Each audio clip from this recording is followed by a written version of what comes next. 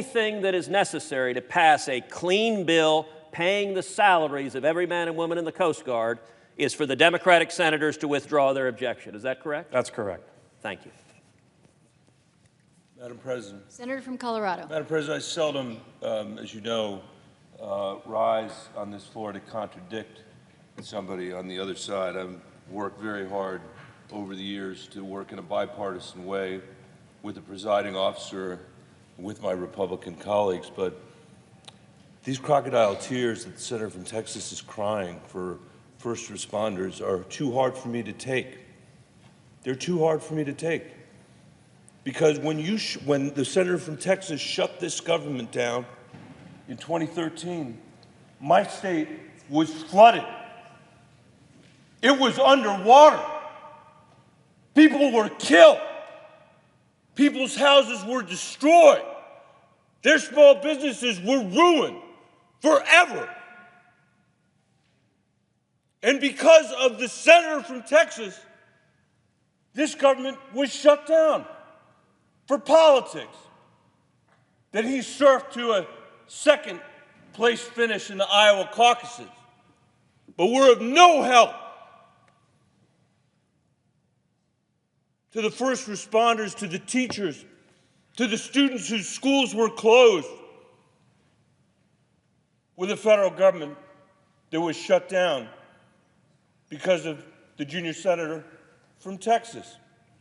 Now, it's his business, not my business, why he supports a president who wants to erect a medieval barrier on the border of Texas, who wants to use eminent domain to build that wall, who wants to declare an unconstitutional emergency to build that wall. That's the business of the senator from Texas. I can assure you that in Colorado, if a president said he was going to use eminent domain to erect a barrier across the state of Colorado, across the Rocky Mountains of Colorado, he was going to steal the property of our farmers and ranchers to build his medieval wall, there wouldn't be an elected leader from our state that would support that idea. Which goes to my final point, how ludicrous it is that this government is shut down over a promise the President of the United States couldn't keep. And that America is not interested in having him keep. This idea that he was going to build a medieval wall across the southern border of Texas, take it from the farmers and ranchers that were there, and have the Mexicans pay for it, isn't true. That's why we're here. Because he's now saying the taxpayers have to pay for it. That's not what he said during his campaign. Over and over and over and over again, he said Mexico would pay for the wall. Over and over again.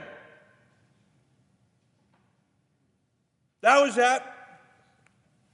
I was going to talk about what he said about the junior senator's father, but I'm going to let that alone. It was after that. And now we're here with the government shutdown over his broken promise while the Chinese are landing spacecraft on the dark side of the moon. That's what they're doing. Not to mention what they're doing in Latin America and with their One Belt, One Road initiative in Asia. That's what they're doing while we're shut down over a promise he never thought he would never keep and didn't keep. And finally, this idea that, I'm sorry to say, my colleague from Texas, and I respect him, he's obviously a very intelligent person, but this idea that Democrats are for open borders is gibberish. And it is proven by what the senator from Louisiana said, which is that time after time, we have supported real border security. Not a wall that the Mexico pays for, that gets you attentions at campaign rallies from some people in America and it gets talked about on, Fox News at night. In 2013, Senator from Texas didn't support it. I did. In 2013, we passed a bill here in a bipartisan way. It got 68 votes. It had $46 billion in border security in it. 46! Not $5 billion for his rinky-dink wall he's talking about building. $46 billion of border security. It had, to be precise about it, 350 miles of what the president now refers to as steel slats. By the way, America, do you hear him not calling it a wall anymore? Now it's steel slats. Now it's a border barrier. 350 miles of so-called steel slats was in that bill. You know what else was in that bill? I think, Madam President, I believe you voted for that bill. I'll tell you what else was in that bill. We doubled the number of border security agents on that border. They could practically hold hands on the border. There were so many border security agents in that bill. We had billions of dollars of drone technology so that we could learn from what we've learned in Afghanistan and other places and see every single inch of that border. Every inch. We had internal security in that bill so that small businesses and farmers and ranchers don't have to be the immigration police. So that finally in America, we can actually know who came here legally on a visa but overstayed their visa, because 40% of the people in this country that are undocumented are here who came legally and overstayed. We still can't do that in America because that bill passed the Senate, but it couldn't get a vote in the House because of the stupidest rule ever created called the Hastert Rule, named after somebody who's in prison. That has allowed a minority of tyrants in the Congress to bring a Democratic president low, President Obama, who they didn't let do anything, and to ruin the speakership of John Boehner, and to allow Paul Ryan to almost accomplish nothing while he was Speaker except leaving this place in a government shutdown. The so-called Freedom Caucus. And the so-called Freedom Caucus has had a veto around this place for 10 years, Madam President. Completely distorted the Republican Party here. If I do say so myself, that may sound presumptuous, but I know a lot of Republicans in Colorado who don't agree with almost anything or anything that the Freedom Caucus has stood for. Yet they have had a veto on good bipartisan legislation passed by the United States Senate. So I'm not going to stand here and take it from somebody who shut the government down while my state was flooded, or from a president who's saying he wants $5 billion to build some antiquated medieval wall that he said Mexico would pay for, when I helped write and voted for a bill that actually would have secured the border of the United States of America.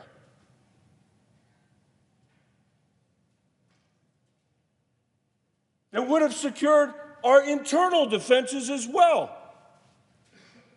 This is a joke.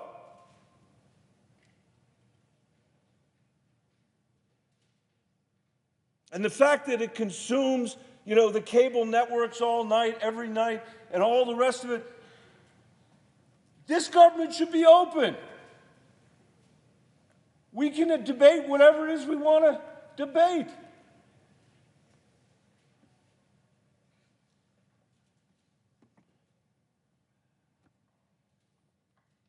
Do you think that the Chinese don't know that we can't land a spaceship on the dark side of the moon? Do you think the Russians don't know that for the first time since John Glenn was sent up to orbit this planet, America cannot put a person into space without asking the Russians to do it? Do you think the rest of the world doesn't know that we're not investing in our infrastructure?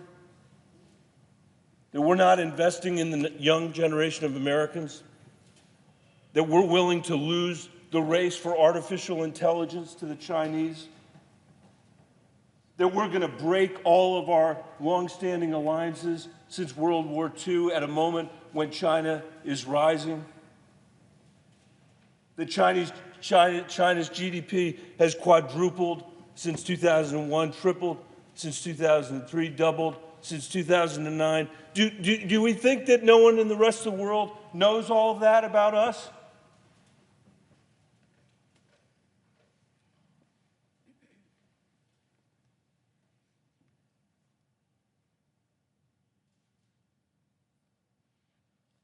We should reopen this government, Madam President, today.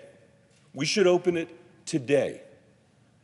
And then what I hope much more than that is that we actually come together to figure out how we're going to govern this country again and stop playing petty partisan politics that are going to do nothing to educate the next generation of Americans,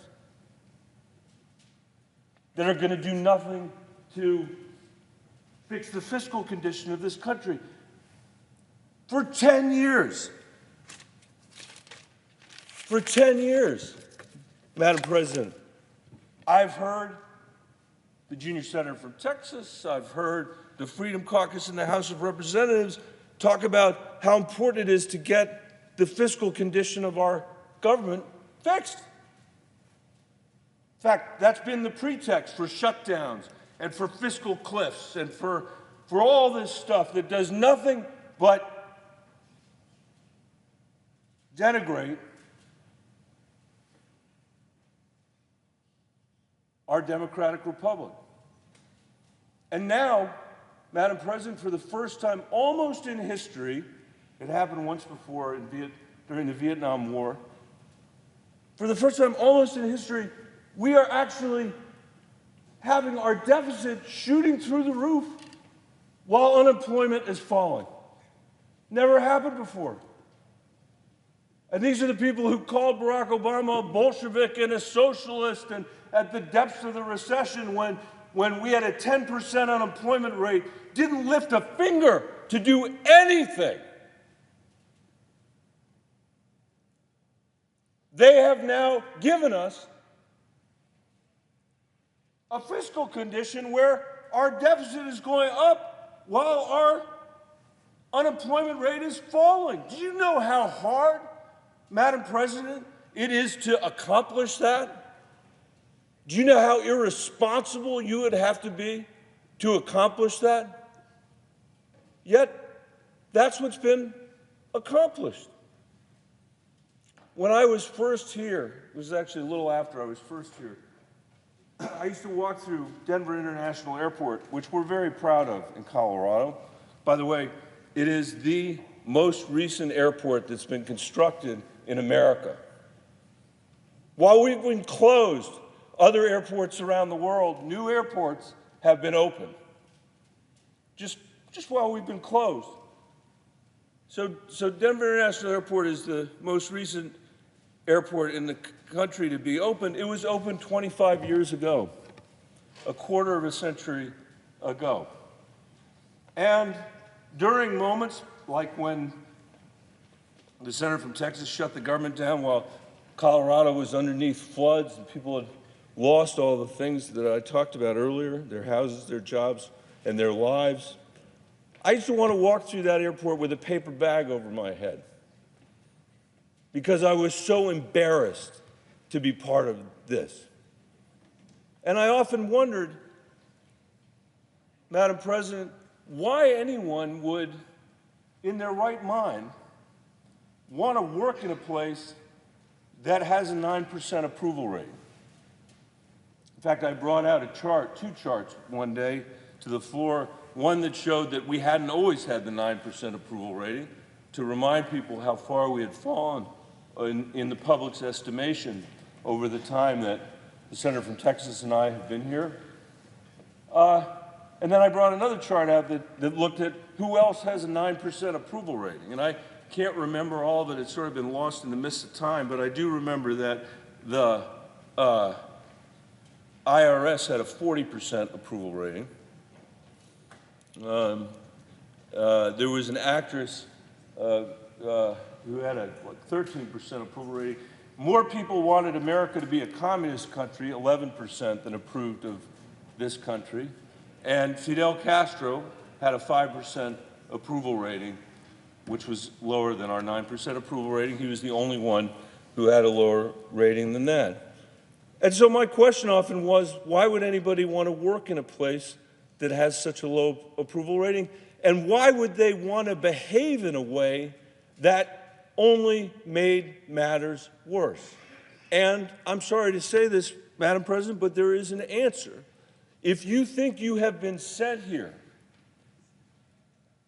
to dismantle the federal government, which I have lots of problems with, this federal government. I don't think it does a lot of things very well. And as a Westerner, I certainly believe we need to not be in the business of defending bad government. We need to be improving the government. But if you think your job is to dismantle it, as the Freedom Caucus does, in my view, then a 9% approval rating suits you just fine, because you get to go home and say, see how terrible all those guys are? See what idiots all those guys are? While you're taking your pay, while the federal workers are not getting paid, while you're keeping your job, while they're losing their job. And there has been an effort, not just to dismantle the federal government, but to separate it from the American people. To claim that it's someone else's, or that because it's corrupt, and in many ways I think it is. I believe it is. I believe this place is one of the most corrupt parts of the whole thing.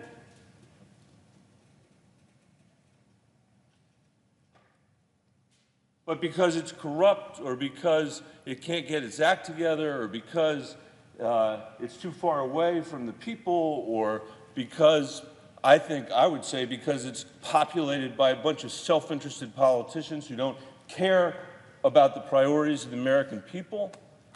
But whatever the reason is, it's not separate. It is not separate.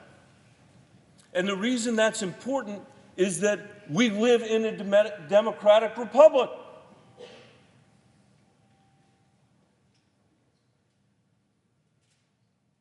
And the founders of this country, who did two things that had never happened in human history. They led a successful armed insurrection against a colonial power in one generation. And they formed a democratic republic whose constitution was ratified by the people who would live under it. And what they knew, because they were Enlightenment thinkers, or I should say not what they knew, what they believed, because they had only bad examples from which to draw when they sat there in Philadelphia writing that Constitution. But what they knew was, in a republic, we would have disagreements. That was their expectation. And their belief was that out of those disagreements, we would and by the way, they knew we'd have disagreements because they had disagreements. And they failed on some very important things, it has to be said.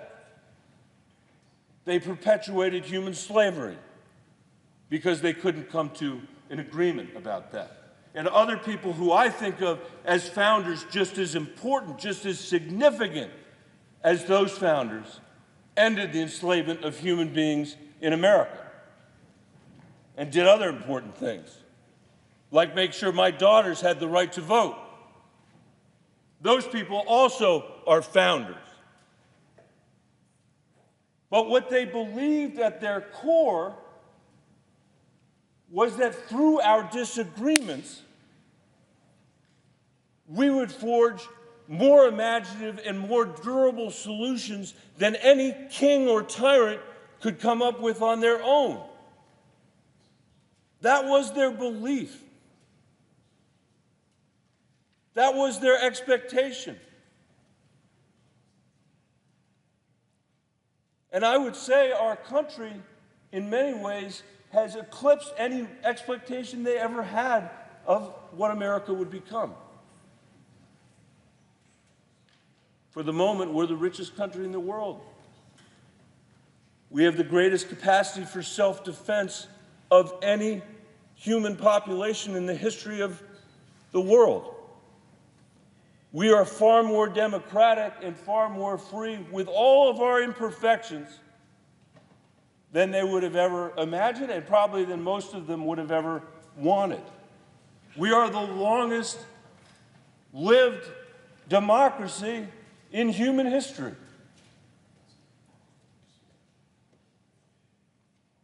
But for some reason, there is a generation of politicians in America today who don't think it's necessary to live up to the standard that they set, and that the standard lots of other people have set from the founding of our country 230 years ago until today. I don't even know what day it is anymore of this record-long shutdown. But the pretext for it is an invention. It's a creation of something in the president's mind. It was something we've learned from reading the press. There was a mnemonic device used during the campaign to remind him to talk about immigration in an effort to divide Americans from one another, instead of in an effort to bring us together. In an effort to turn what just 3 years ago was a bipartisan issue in the Senate, securing our southern border with $46 billion, into a cudgel to be wielded at campaign rallies. And in any case,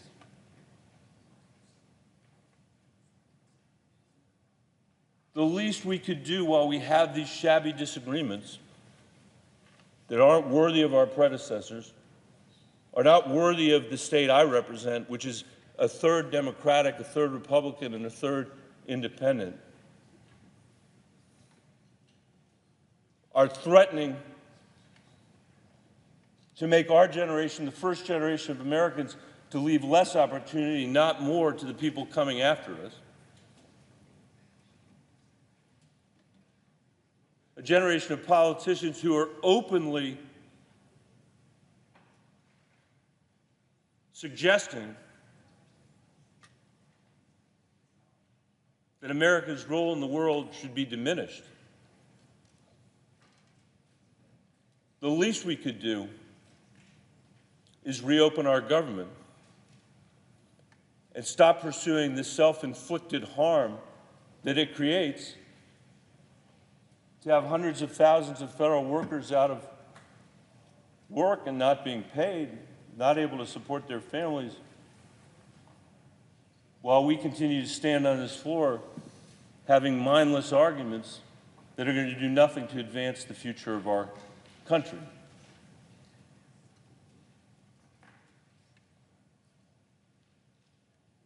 We shouldn't shut the government down, as it has been in this case, for a campaign promise that the president, I'm sure, knew he could never keep. With that, Madam President, I yield the floor. Madam President.